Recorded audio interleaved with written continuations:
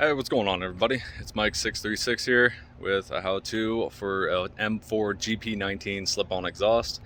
As you guys can already see, I already got the 2021 ZX-6R out, ready to go, and I'm going to show you guys how to put on a slip-on exhaust. Okay, so as you guys can already see, I already have the M4 slip-on exhaust put onto the bike, and these are all the parts that I've pulled off that you're gonna see of how to pull it off. So first things first, you want to remove your seat cover, your seats.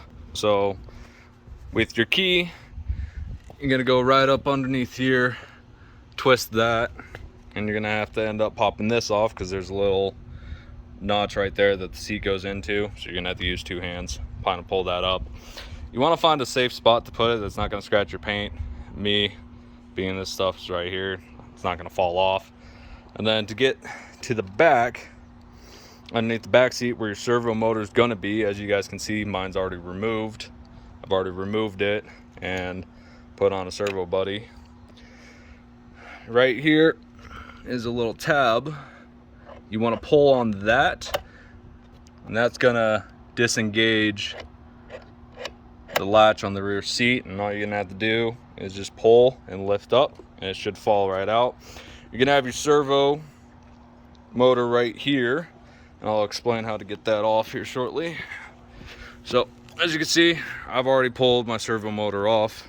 So normally your servo motor is just gonna sit exactly like that, pretty much inside there. You're gonna have two 10mm bolts. You got one right here and one right here.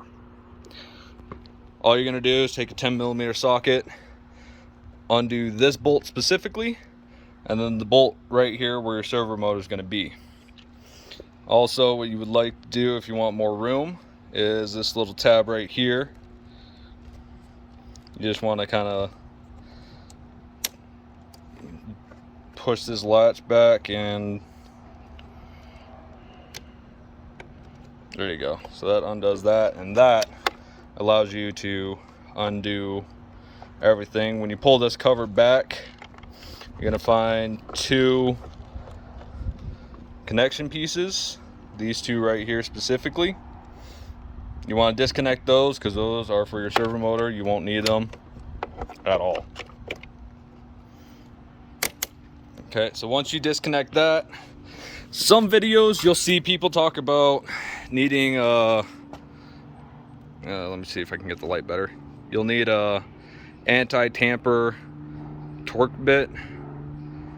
You know, they have a little centerpiece in there to keep it from being tampered.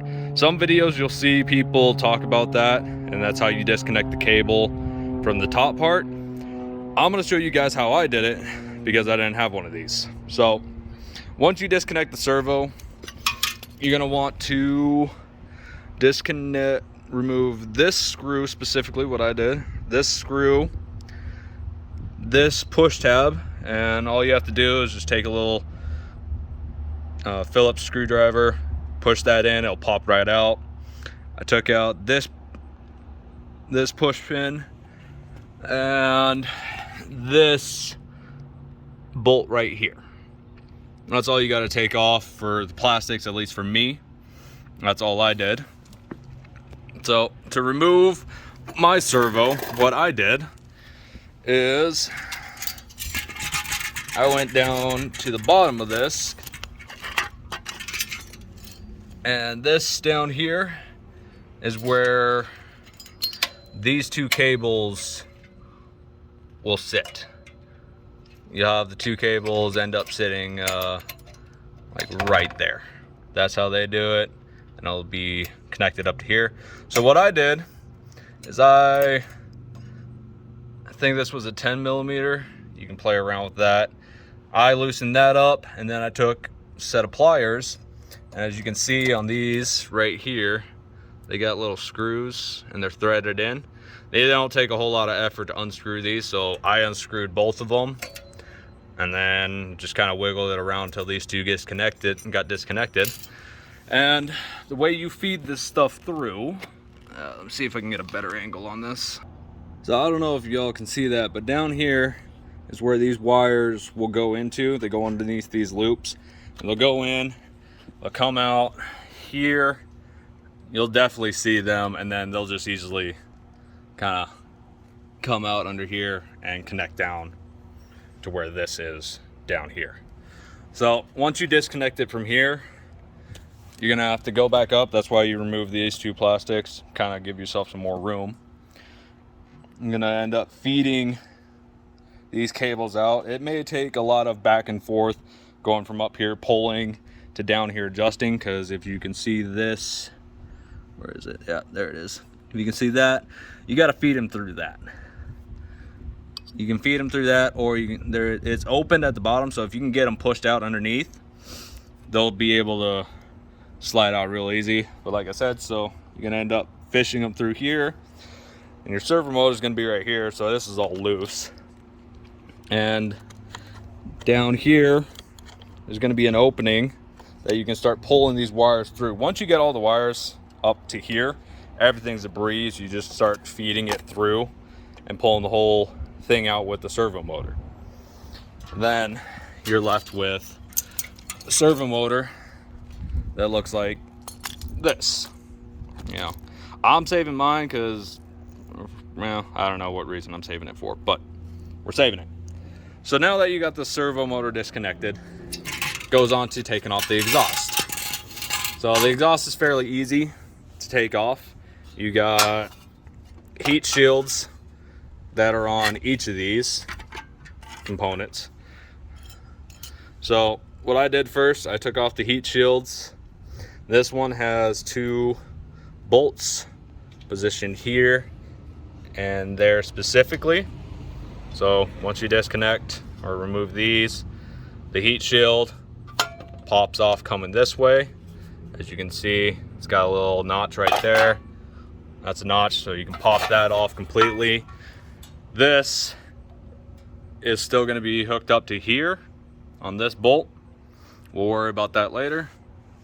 And when you get down to here, you can remove the heat shield off of this bad boy, which is fairly easy and straightforward. You got three bolts to remove. Same size as the ones you pulled off the original heat shield. And so, down here, the way this thing's positioned, try to show you guys the best I can. It sits in like this. So, you're gonna have one screw right here. Well, I don't know if you can see that. You're gonna have one that's fed right into there. It's gonna be your that really long screw right here.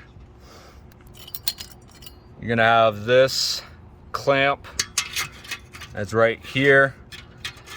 Takes a 10mm, and then you got your other screw, this small one that's over here.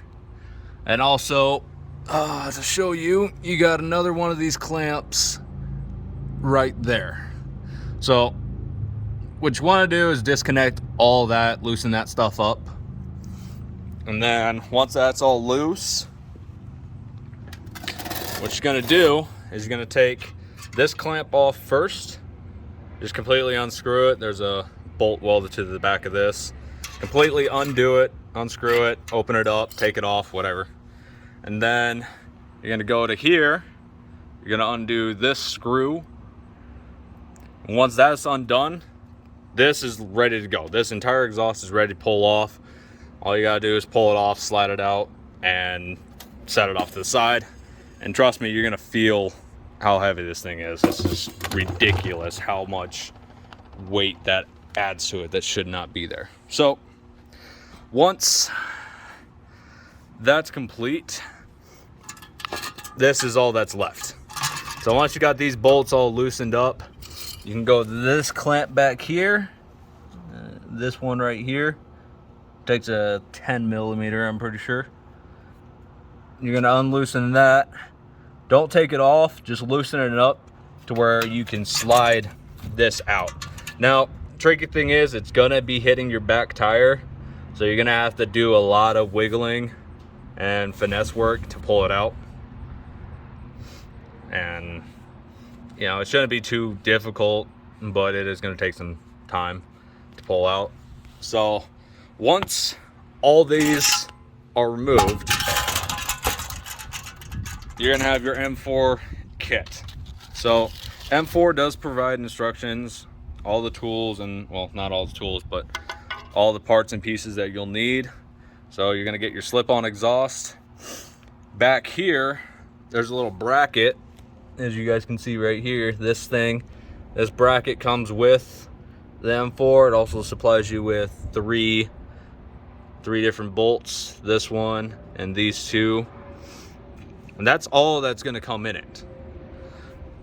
So we're gonna reuse this bracket. And what you're first gonna do is you're gonna remove this whole assembly, which you can use one of the Allen wrenches that's actually supplied on your bike. It's actually this bigger Allen wrench right here. And you're gonna be pulling out these two bolts specifically from here and here. These are the factory ones that come on the bike. And then when you go to reinstall it, you're gonna have the two longer bolts that M4 supplies to you. So this was a little tricky. So back here, if I can get a view of it, I don't think I can, but maybe. So you're gonna have two nuts, three nuts with it. And so you're gonna put the bracket behind your frame.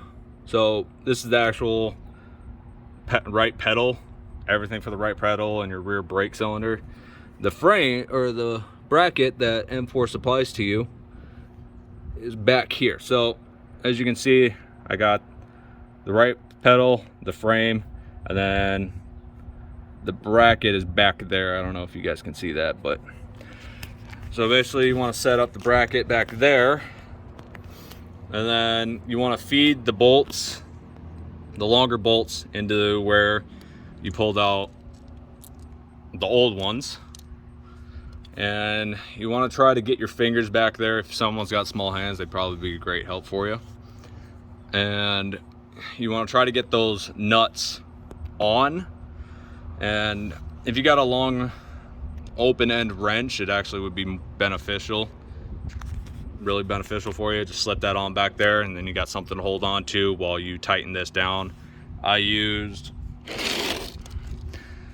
this socket wrench, tighten that down. There is torque specs to this, 18 to 25, I believe. I torqued it down to about 20. I also used some thread locker, just put a little bit on there just to give it that good tight seal. So once you got all this connected, you'll see you have an opening down here, and then you're gonna take your M4 exhaust, feed that in to here. Make sure you get it tucked in there real good, and make sure it's secured and all the way in there. You'll know because you'll feel it. And then once it's all the way in, you're gonna tighten, where's this? You're gonna tighten this bolt down, tighten it down all the way, because you wanna make sure this thing's not gonna pop off. And then here, you'll notice that it has its opening. Once the openings are lined up here, you got a bolt back here, a nut back here, and the small bolt that they supply to you, and you wanna tighten this stuff down. Then after all that, you can start putting your plastics back on. You can start bolting this back, putting all these back, putting your push tabs back, and tightening this down. If you don't have a servo buddy to plug in right out the gate, your bike's gonna throw a check engine light. It's gonna show code 34, and that's just saying that the butterfly actuator sensor isn't operating the way it should. So if you have a servo buddy, plug that in before you start your bike up, otherwise it's going to throw a code. If you don't freak out about it, you can get, you know, you can go flash your ECU or just buy a servo buddy. I bought this was 50 bucks on Revzilla. Plug and play.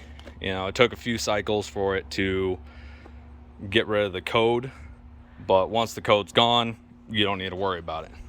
So we're gonna start this baby up so you guys can hear how it sounds, and that's your how-to of putting an M4 exhaust on. All right, so we got the bike off the stand, and we're gonna do a cold start so you guys can hear how that exhaust sounds. I know some of y'all have watched my previous videos, obviously know and hear what it sounds like, so, but for those of you that haven't and just came across this video,